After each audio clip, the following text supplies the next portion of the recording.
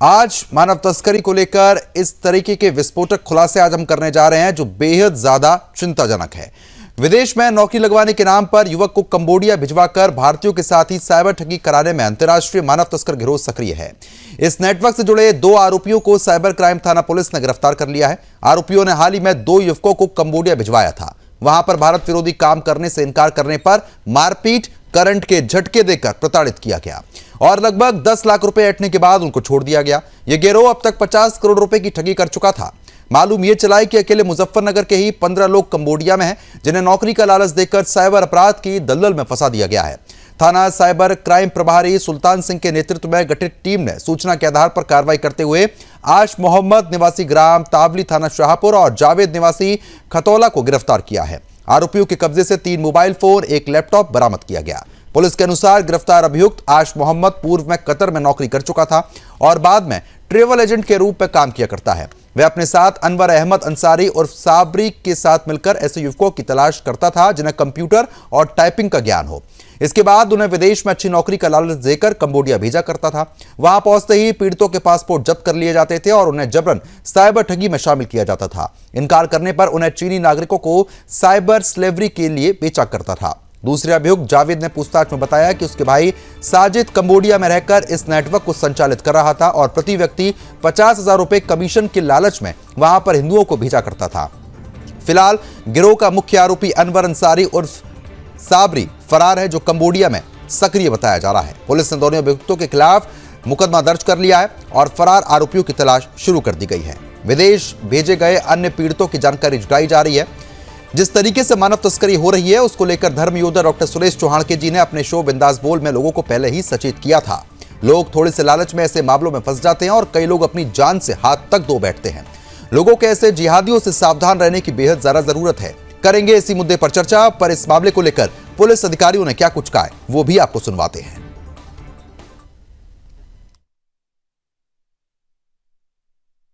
तो इसमें एक व्यक्ति जो कंप्लेन करता है वशीम, इसके आधार पर जब इसकी काफी तफ्तीश की जाती है, जांच की जाती है, तो संज्ञान में आता है कि यहां पर लोगों को गुड जॉब के नाम पे, अच्छे जॉब और अच्छी सैलरी के नाम पे कंबोडिया भेजने का प्रस्ताव रखते हैं वहां पर, और जॉब कुछ और होता है, यहां कह के कुछ और भेजते हैं।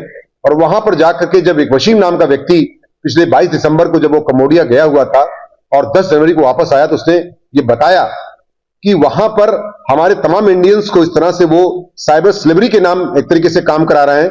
वहां पर पासपोर्ट रख लेते हैं और हमारे हिंदुस्तानियों से वहां कुछ पाकिस्तानी और कुछ चाइनीज लोग हैं जो कि इंडियंस के साथ ही फ्रॉड करते हैं, भारतीय अर्थव्यवस्था को नुकसान पहुंचाने का काम करते हैं।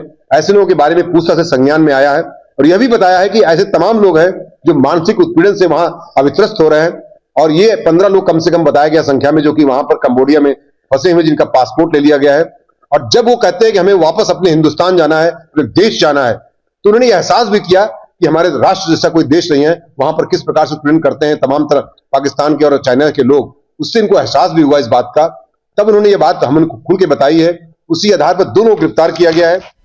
तो फिलहाल जिस तरीके से पुलिस अधिकारी को भी अब साफ तौर पर सुन रहे थे, उनकी तरफ से भी साफ तौर पर यह बताया गया है कि किस तरीके से ये लोग पहले फंसाते हैं। आपको बता रहे हैं कि विदेश में लालच देकर के अच्छी नौकरी आपको मिलेगी, अच्छी सैलरी आपको मिलेगी, ऐसे करके ये युवकों को फंसाया करते थे और खास तौर पर हिंदू लोगों को ही टारगेट किया जाता था।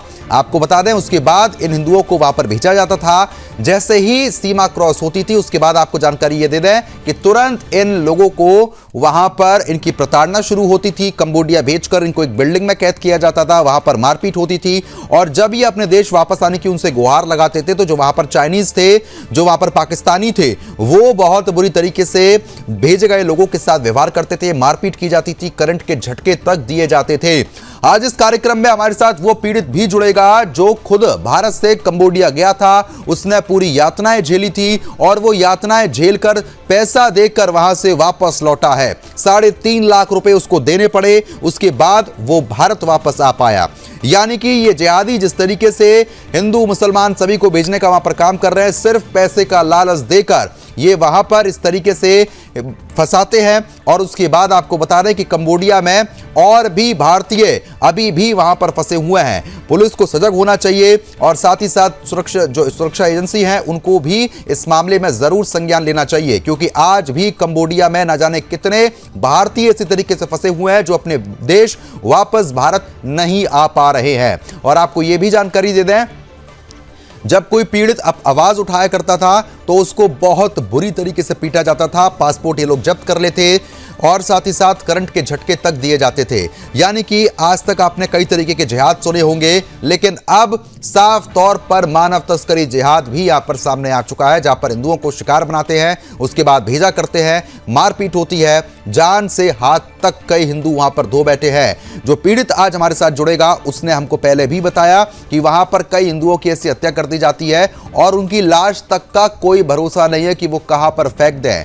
यानी कि अगर आप वहां पर मर जाते हैं तो आपकी लाश तक आपके घर वालों को नसीब नहीं होगी। इसलिए जब भी आप विदेश नौकरी के नाम पर जाते हैं तो बहुत सोच समझ कर जाइएगा, क्योंकि ये मानव तस्कर आज भी हमारे देश में मौजूद हैं। ये जिहादी हमारे बीच में ही रह रहे हैं और इसी तरीके से फंसाने का काम करते हैं। साइबर स्लेवरी का खुलासा जो है वो यहां पर हो चुका है। पुलिस अधिकारियों की तरफ से साफ तौर पर आपको बता दें कि खुलासा जो है वो यहां पर किया गया है। फिलहाल 2 अभियुक्त गिरफ्तार कर लिए गए हैं, उनसे लगातार पूछताछ चल रही है और भी कई सारे ऐसे जिहादी हैं जिनको अब गिरफ्तार किया जाएगा और धीमे धीमे करके इस नेटवर्क का पर्दाफाश कर दिया जाएगा। लेकिन सुरक्षा एजेंसीज को जरूर इस मामले पर संज्ञान लेना चाहिए और कंबोडिया में जितने भी भारतीय फंसे हुए हैं उनको सुरक्षित वहां से निकालना चाहिए।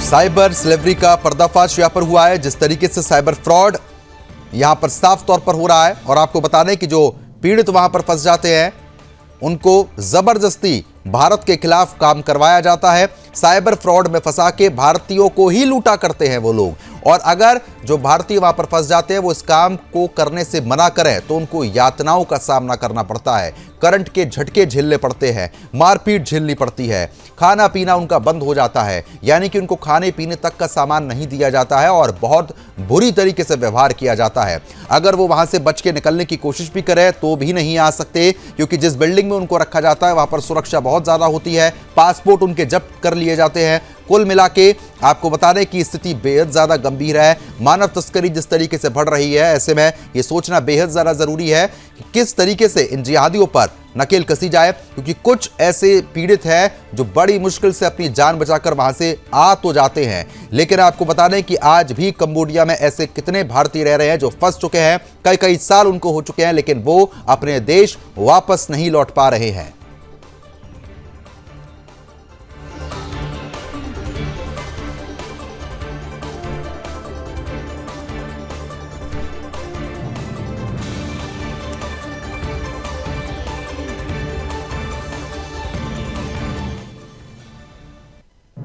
तो साइबर स्लेवरी का पर्दाफाश जो है साफ तौर पर देखने को मिला है। अब इस चर्चा को आगे बढ़ा लेते हैं। खास मेहमान जो है वो हमारे साथ जुड़ चुके हैं, उनका रुख करेंगे और ये जानने की कोशिश करेंगे कि मानव तस्करी का जो बड़ा खेल चल रहा है उत्तर प्रदेश में, उस पर आखिरकार रोक क्यों नहीं लग पा रही है। जो साफ तौर पर ये जिहादी हैं वो आखिरकार क्यों लोगों को टारगेट बना रहे हैं और क्यों आखिरकार इस तरीके का काम करने का जो काम है वो यहां पर किया जा रहा है। बीजेपी प्रवक्ता हमारे साथ इस वक्त कनेक्ट है अविरल मलिक। अविरल, आपका बहुत बहुत स्वागत है। जो पीड़ित है मोनिश, वो भी हमारे साथ मौजूद है। मोनिश, आपका बहुत बहुत स्वागत। डॉक्टर पूजा मिश्रा है, सपा प्रवक्ता। पूजा जी, आपका भी बहुत बहुत स्वागत है। सबसे पहले मैं आप ही का रुख करना चाहूंगा अविरल, क्योंकि जिस तरीके की स्थिति उत्तर प्रदेश में बनी हुई है, आज हमारे साथ पीड़ित युवक जो मोनिश है वो खुद मौजूद है। वो बताएंगे बेहतर तरीके से आपको कि किन किन परिस्थितियों का उन्होंने सामना किया था। और ये मुद्दे पर चर्चा करना इसलिए बहुत जरूरी हो जाता है क्योंकि आज भी ना जाने कितने भारतीय वहां पर फंसे हुए हैं जो अपनी जान बचाकर वापस नहीं आ पा रहे हैं। मोनिश शायद किस्मत वाले थे जो अपनी उनकी जान बच गई, भारत वापस आ गए, लेकिन आज भी इतने लोग हैं उत्तर प्रदेश में इस तरीके के गिरोह सक्रिय हैं। क्यों कार्रवाई नहीं हो रही? जी नहीं, मैं सर्वप्रथम तो आपको, आपकी पूरी टीम को, सुदर्शन न्यूज टेलीविजन चैनल को सर्वप्रथम धन्यवाद अर्पित करना चाहूंगा कि इस मुद्दे को आपने उठाने का विशेष रूप से काम किया है। आभार के आप निश्चित रूप से पात्र हैं। और उसके साथ साथ जहां तक विषय पार्टिकुलर ये मामला है, ये बहुत ही गंभीर है, दुखद है, चिंताजनक है, इसमें किसी रूप में दो राय नहीं है। और उसके साथ साथ जहां तक मानव तस्करी का विषय है, ये बहुत ही गंभीर विषय है। और उसके साथ साथ उत्तर प्रदेश का विषय आपने बताया, और कार्रवाई का विषय सामने आया, तो निश्चित रूप से पुलिस ने पर्दाफाश करने का काम सफलतापूर्वक किया है उत्तर प्रदेश में। और उसके साथ साथ जहां तक विषय उत्तर प्रदेश का, हमारी सरकार, उत्तर प्रदेश की सरकार इस विषय को लेकर पूर्ण रूप से सजग है, उत्तर प्रदेश का पुलिस प्रशासन पूर्ण रूप से सजग है। लेकिन इस प्रकार के लोग जो काम कर रहे हैं, उनका नेटवर्क एक तरीके से कैच करना, उन्हें पकड़ना और उसके बाद उन्हें एक तरीके से कोर्ट तक पहुंचाना, जेल की सलाखों तक पहुंचाना निश्चित रूप से एक बड़ा कार्य है। और हमारी सरकार पूर्ण रूप से इस विषय को आपके माध्यम से आश्वस्त करना चाहती है कि निश्चित रूप से सबके ऊपर कठोरतम कार्रवाई होगी, किसी को नहीं बख्शा जाएगा। और ये बड़ी बात है कि ये बचकर आए हैं और पीड़ित हम सबके बीच में बैठे हुए हैं सुदर्शन न्यूज टेलीविजन चैनल पे। तो निश्चित रूप से ये भी इस विषय पे जो भी इनके साथ हुआ होगा या आप बीती निश्चित ही बताएंगे। बिल्कुल, कहीं ना कहीं स्थिति जो है वो बेहद ज़्यादा गंभीर तो यहाँ पर है ही, और सोचने का विषय इसलिए भी हो जाता है क्योंकि आप सोच के भी रूह कांप जाती है कि जब आप किसी और देश में फंस जाओ, आपका पासपोर्ट जब्त वो लोग कर रहे हैं, आपकी जान का ये भरोसा नहीं है कि आप जिंदा कितने दिन तक रहोगे, उस डर के साए में जीना, उन जैसे लोगों की जो प्रताड़ना वो लोग देते हैं उनको झेलना बड़ा मुश्किल हो जाता है। एक बार सभी गेस्टों को स्क्रीन पर लाइए, उसके बाद चर्चा को आगे बढ़ाएंगे। मोनिश भी लगातार हमारे साथ बने हुए हैं, उनका भी मैं रुख करूंगा, लेकिन उससे पहले पूजा जी का रुख करना चाहूंगा। पूजा जी, क्योंकि साफ तौर पर इतनी बुरी स्थिति हो चुकी है कि अब मानव तस्करी भी कहीं रुकने का नाम नहीं ले रही है, किस तरीके से आप देख रही है इसको? तो आपको नमस्कार और साथी श्रोताओं को भी मेरा नमस्कार। प्रथम जी, आप देख रहे होंगे कि अभी आपने कहा कि मैं सुन रही थी, आपको डॉक्यूमेंट्री जब चल रही थी तो आपने कहा ये जिहादी है, मतलब कि ये भी जो पकड़े गए हैं क्योंकि उसमें मुस्लिम ज्यादातर करके हैं, इसलिए जो है आप कह रहे कि जिहादी। अभी जो है आपको पता होगा म्यांमार में 6 और 10 दिसंबर को म्यांमार से लगभग 465 लोगों को छुड़ाया गया हुआ था। उनमें जो तमिलनाडु से जो है मानव तस्करी कर रहे थे, उनके आरोपी कौन कौन थे जिनको गिरफ्तार किया गया था 14 नवंबर को? मानवलन है, राजकुमार है, दीपक दोड़ा है, अभिषेक राजन है। ये सारे जो है उसमें अपराधी हैं और इनमें से कोई मुसलमान नहीं है। मैंने आपसे सवाल ये पूछा था कि आप इस मामले को देख कैसे रही हैं, आप हिंदू मुसलमान क्यों कर रही हैं? आप मेरा अगर जवाब ले लेंगे तो ज्यादा बेहतर होगा, और अगर जवाब नहीं लेना चाहेंगे मैं तुरंत छोड़ दूंगी। जवाब देने के मामले को भी इस तरीके से पेश कर, जब आप जो सवाल आपसे पूछा जा रहा है उसको डिफेंड करने के लिए, आप मुसलमानों को डिफेंड करने के लिए तुरंत आ जाती हैं। आपने जिहाद टर्म यूज किया, जिहादी बोला मैंने, है कि भारत देश, मैंने जिहादी बोला, टर्म यूज किया, जिहादी बोला। आपको पता नहीं कितना जिहाद चल रहा है? आपने बोला कि मानव तस्कर का जिहाद चल रहा है। तो अगर आप जो है किसी कम्युनिटी को टारगेट करने लग जाते हो, rather than asking question to the government कि आप क्या कर रहे हो। केरला से जब लड़कियों का तस्करी हो रहा था, कौन कर रहा था? इलाहाबाद से लड़कियों को केरला लेकर जाए, और पता कैसे चलता है? जब ये लोग खुद छोड़ करके आते हैं, खुद बच करके आते हैं। हमारी सरकार कर क्या रही है? विदेशों में कैसे लोगों को भेजा जा रहा है, चाहे वो हिंदू हो चाहे मुसलमान हो। भारत के नागरिकों की जो ह्यूमन ट्रैफिक इतने गंदे तरीके से चल रही, कोई एक मामला तो है नहीं। पिछले 4 महीने में उठा करके आप देखेंगे तो आपको पता चलेगा। लखनऊ का एक अलग मामला है, अभी जिसकी आप डिस्कशन कर रही है अलग मामला है, ठीक है। अब इसमें ना अलग मामला है, केरला वो हिंदू मुसलमान का इसमें एंगल है नहीं, ठीक है। लेकिन मैं आऊंगा आपके पास। स्वामी देवानंद जी महाराज लगातार बने हुए हैं। स्वामी जी, स्वागत है आपका। और मुस्लिम स्कॉलर सहर नकवी भी हमारे साथ जुड़ गई हैं। अब मैं मोनिश का रुख करना चाहूंगा और सभी प्रवक्ताओं से ये अपील भी करूंगा और रिक्वेस्ट भी करूंगा कि आप इसको बहुत बेहतर तरीके से सुनिएगा, क्योंकि मोनिश खुद भुक्तभोगी हैं, वो पीड़ित हैं, भारत के निवासी हैं, उत्तर प्रदेश के, और कंबोडिया ये गए थे नौकरी के नाम पर, लेकिन उनको किस तरीके से फंसाया गया, क्या कुछ हुआ, मोनिश बताएंगे अपनी जुबानी। और वो भी चीज बताएंगे कि उस कंबोडिया में कैसे कैसे हिंदुओं को फंसाया जाता है, मुसलमानों को फंसाया जाता है। हिंदू मुसलमान की बात यहां पर हम बिल्कुल नहीं करेंगे, जैसे पूजा जी आरोप जबरदस्ती लगा रही थी, लेकिन हर किसी को फंसाने का जो काम हो रहा है। मोनिश, मैं एक बार आपसे समझना चाह रहा हूं कि आप बताएं कैसे आपको फंसाया गया, कितने और भारतीय थे वहां पर जिनको फंसाया गया, और कैसे फंसाते हैं?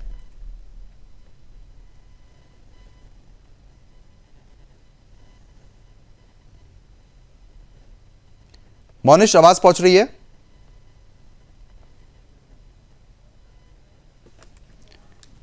मोनिश, आवाज पहुंच पा रही है मेरी? ठीक है, संपर्क नहीं हो पा रहा है। दोबारा संपर्क साधने का प्रयास टीम लगातार कर रही है। हिंदू धर्मगुरु का हम रुख करना चाहेंगे स्वामी जी, क्योंकि अब साफ तौर पर भारतवासियों को ये जिहादी फंसा रहे हैं। उसके बाद समाजवादी पार्टी की प्रवक्ता कहती है कि आप एक कम्युनिटी को टारगेट कर रहे हो, अब गिरफ्तार भी तो एक कम्युनिटी हो रही है। बिल्कुल। देखिए, अभी पहले ओपनिंग में आपने मेरा पूछा, अभी आगे भी और दूसरी बार में भी मैं और भी बात करूंगा। सबसे पहले मैं ये बताना चाहूंगा, भारतवासी होने के नाते अभी बात खुलेगी और किसका है, कौन टारगेटेड हो रहा है और किस तरफ से अगर कोई हिंदू भी गया तो किस तरीके से वो जाल में फंस के जाता है, ये बातें आपने भी बताया भी और भी खुलेगी बातें। अभी मैं एक बार ओपनिंग रिमार्क्स में यही कहना चाहूंगा, एक बार किसी भी कम्युनिटी के लोग हो जो भी इस तरीके की बात कर रहे हैं, पहले तो संख्या देखी जाए पिछले 15 साल 20 सालों में कि परसेंटेज कौन ज्यादा निकल रहे हैं और उसके वकालत करने के लिए अपने लोग बैठे हुए हैं। दुर्भाग्य यह भी है, जो मेहनत, जो ऊर्जा, जो समर्पण ये क्राइम करने में लगाते हैं, इससे 10% भी अगर वो मेहनत करते हैं तो अपनी उन्नति भी होगी और देश की उन्नति भी होगी। जितने लोग बैठे हैं इस पैनल पे, इनके माध्यम से, हमारे चैनल से, जितने भी लोग पूरे देश के जहां भी हैं, सभी लोग अगर ये हम शपथ लें, संकल्प लें कि एक नए भारत का निर्माण किया जा रहा है, इस मुख्य धारा में सभी लोग आए, तभी देश उन्नति करेगा। यदि देश गड़बड़ होगा तो सारे यहाँ रहने वाले जाएंगे। इस बात को समझ में नहीं आ रही है, इसके चक्कर में पड़े हैं। इसका तार कहाँ जुड़ा है, किनको प्रलोभन मिल रहा है, किनको धमकियां मिल रही है, ये लगभग सर्वज्ञात है। लेकिन अभी और भी आगे बातें होंगी, सेकंड टाइम और भी बात करूंगा। एक बल्कि करते फिर बाकी लोग, बाकी फिर दोबारा आता हूँ। ठीक है मोनिश, मेरी आवाज पहुंच रही है आप तक? जी जी, आवाज पहुंच रही है। बिल्कुल मोनिश, आप क्योंकि खुद भुक्तभोगी हैं, आपको फंसाया गया कंबोडिया में, आप अपनी जान बचाकर बड़ी मुश्किल से भागे। जैसा आप बता रहे थे कि आपने कई लाख रुपए दिए, उसके बाद आपकी जान बच पाई। एक बार विस्तार से आप बताइए कि किस तरीके से आपको फंसाया गया, क्या क्या वहां पर हुआ, कंबोडिया में आपके संग क्या यातनाएं दी गई? जी जी, मैं आपको बताना चाहता हूँ, इसमें जो ज्यादातर इन्वॉल्व है वो मुजफ्फरनगर से और बंगाल से।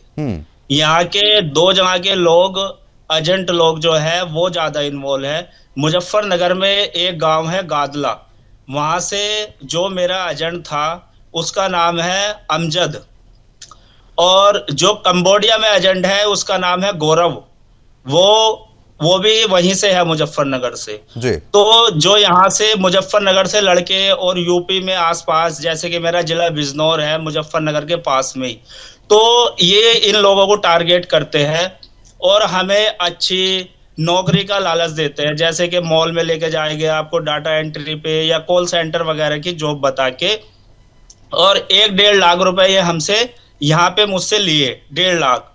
और फिर इन्होंने मेरी यहाँ से फ्लाइट करवाई वाया बैंकॉक से इन्होंने बाई कार हमें कंबोडिया बॉर्डर पे भेजा। इसमें हम 3 लड़के साथ में थे। फिर उसके बाद में हमें कंबोडिया ले जाकर 2 दिन के बाद चाइनीज को इंडियन रुपीज में 3.5 लाख रुपए में हमें सेल कर दिया पर बंदे के हिसाब से।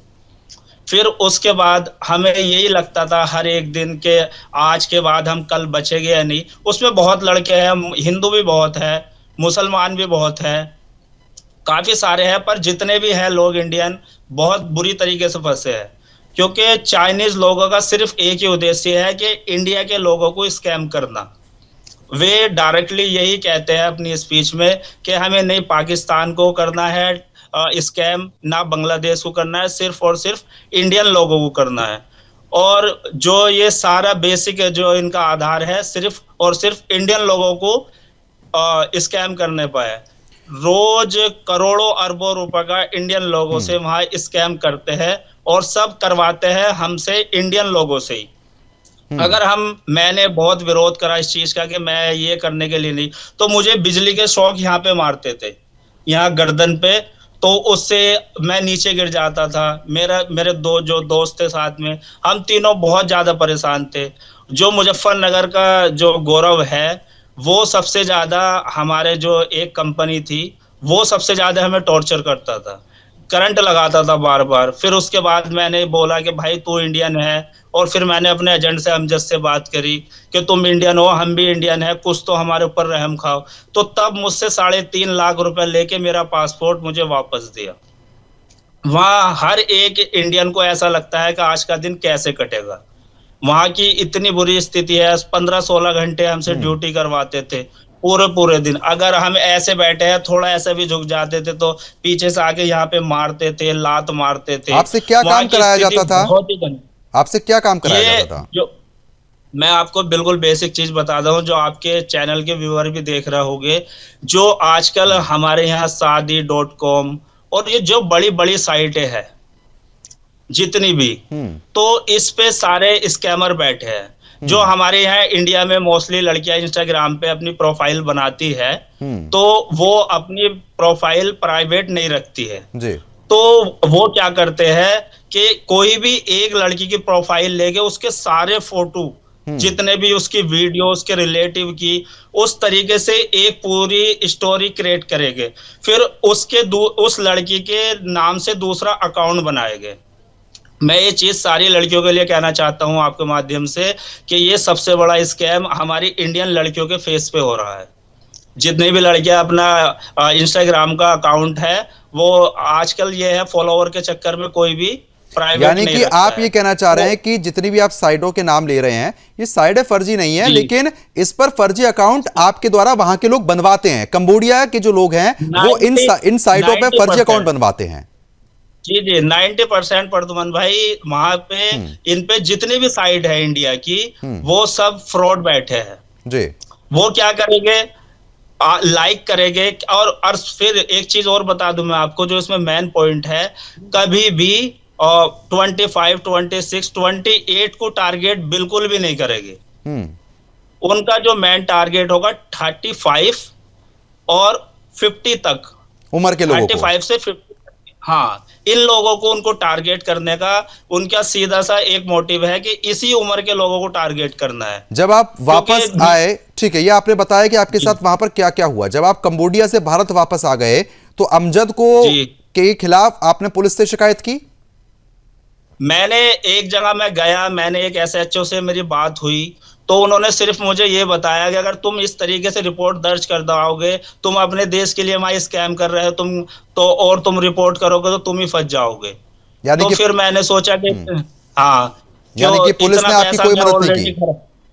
नहीं, मेरी किसी ने कोई मदद नहीं करी। मैं दिल्ली के एक जामिया नगर थाना क्षेत्र में रहता था दिल्ली। मैंने बहुत कोशिश की, मैंने उनको भी बोला कि तुम मेरी हेल्प करो, मगर कुछ किसी तरीके से भी मेरी कोई हेल्प नहीं हो तो अमजद आज भी खुले तौर पर घूम रहा है? हाँ, अमजद आज भी घूम रहा है। तो जब उसके खिलाफ कोई कार्रवाई नहीं हुई तो वो घूमेगा ही। ठीक है, मैं आऊंगा आपके पास। बताइए विरल जी, साफ तौर पर पीड़ित युवक जो मोनिश है वो बता रहा है कि अमजद खुले तौर पर घूम रहा है। गनीमत रही कि मोनिश की जान बच गई। अब सोचिए कि वो अमजद पता नहीं कितनों को फंसाएगा, इस तरीके से भेजेगा।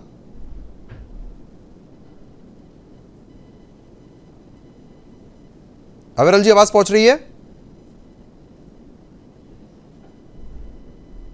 जी, मेरी आवाज आप तक पहुंच रही है? जी जी, ये देखिए, जहां तक विषय एक तरीके से जो यहाँ बैठे हुए हैं इन्होंने अपनी आप बीती बताई, बहुत ही गंभीर है, बहुत ही दुखद है, चिंताजनक विषय है। और जिस तरीके की बात इन्होंने कही कि वो शौक लगाने का काम करते थे और एक तरीके से तमाम सारी यात्राएं इन्हें दी जाती थी, तो निश्चित रूप से बहुत गंभीर विषय है और ऐसे लोगों के विरुद्ध कठोरतम कार्रवाई की जाएगी। और पुलिस अधिकारियों को कार्रवाई हो ही कहां रही है? पीड़ित युवक बता तो रहा है, पीड़ित युवक कह रहा है कि SHO से शिकायत की, उन्होंने कोई कार्रवाई नहीं की, कोई मदद नहीं की।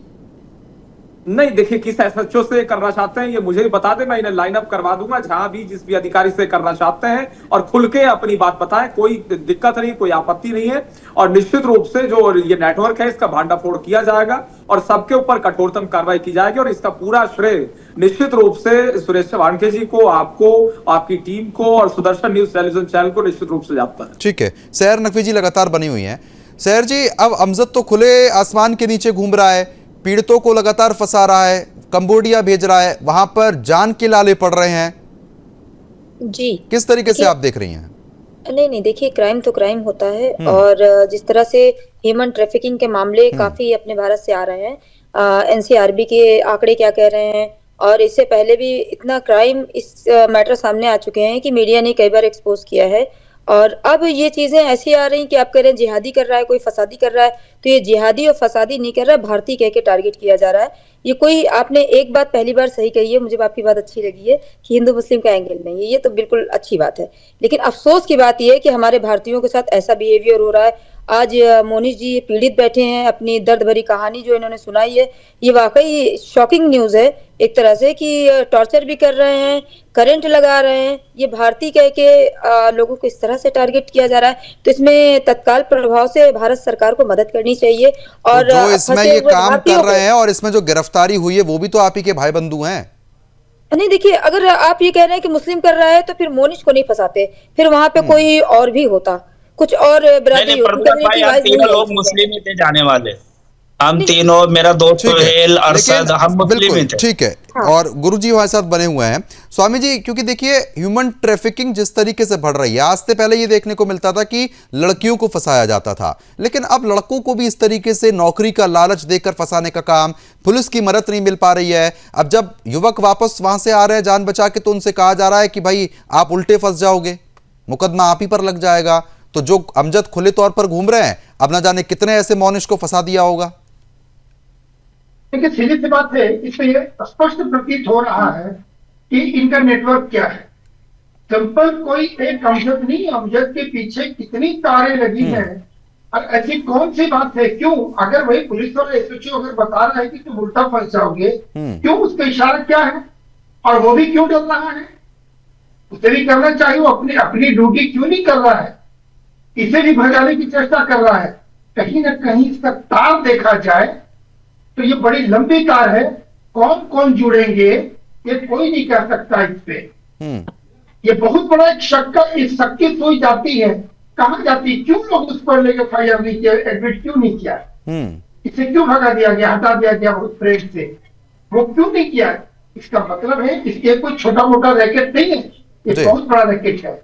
तो आपको मैं अब बोलूंगा कि आपको पूरा धन्यवाद कि आपने इस प्रकार के विषय को उठाया है, और आगे जैसा वीरेंद्र जी बताया कि मैं इससे आगे बढ़ के इसका सारा भंडाफोड़ करके इसको मैं दूध का दूध पानी का पानी करूंगा, करना चाहिए।